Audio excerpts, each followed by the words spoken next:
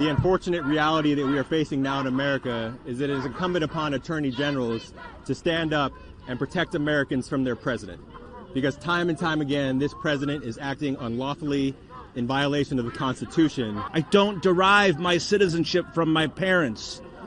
I became the first American citizen in my immediate family by right of my birth on American soil in Hartford, Connecticut.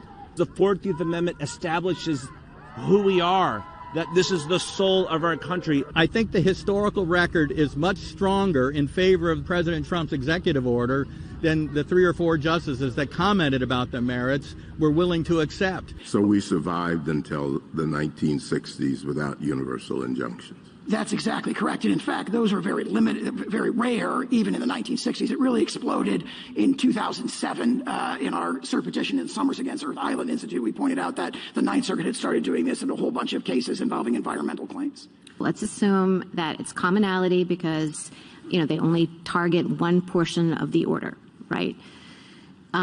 In that circumstance, does the government get anything different? This is back to Justice Alito's question about what's it to you? What's the practical difference to you? Do you want to say anything about whether there's a practical difference between a universal injunction and a loss in the class? So the technical problem here seems to be class-wide relief without the district courts going through the steps to assess whether a class should be certified, correct? Correct. Okay. And if you win here on this procedural point, it seems very likely that the day after there are going to be suits filed all over the place seeking class-wide treatment. Let's just assume you're dead wrong. How do we get to that result? Does every single person that is affected by this EO have to bring their own suit? Are there alternatives?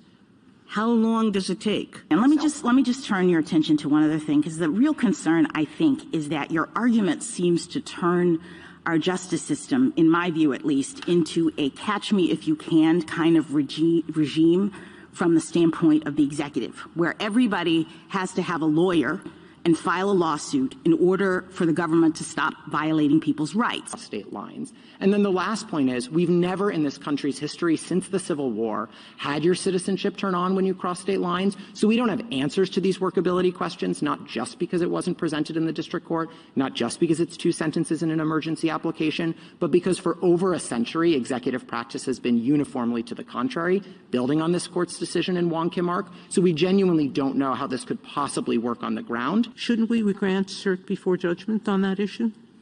If we're afraid that this is, or even have a thought that this is unlawful executive action. If I were in your shoes, there is no way I'd approach the Supreme Court with this case. So you just keep on losing in the lower courts, and what's supposed to happen to prevent that? So, let's say that we're an individual person even. Let's say it wasn't a class. And goes up and gets a ruling from the Second Circuit that the EO is illegal. Does the government commit to not applying its EO in the entire Second Circuit? Or does it say, no, we can continue to apply the rule as to everybody else in the Second Circuit? I can't say as to this individual case. Generally, our practice is to respect circuit precedent within the circuit, but there are exceptions. Yes, that is generally your practice, and I'm asking whether it would be your practice in this case. I can't answer because it would depend on what the lower court decision said. So there are circumstances, as I was suggesting, where we think that we want to continue to litigate that in other district courts in the same circuit as well. Suppose that there's a single person who brings a suit, and it gets all the way up to us after 3 or 4 or 5 years.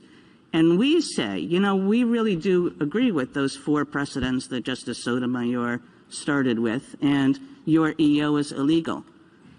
Is that only going to bind the one guy who brought the suit? No, that would be a nationwide precedent that the government would respect. So finally, once it gets to us after 4 years, you're going to respect that? Yes.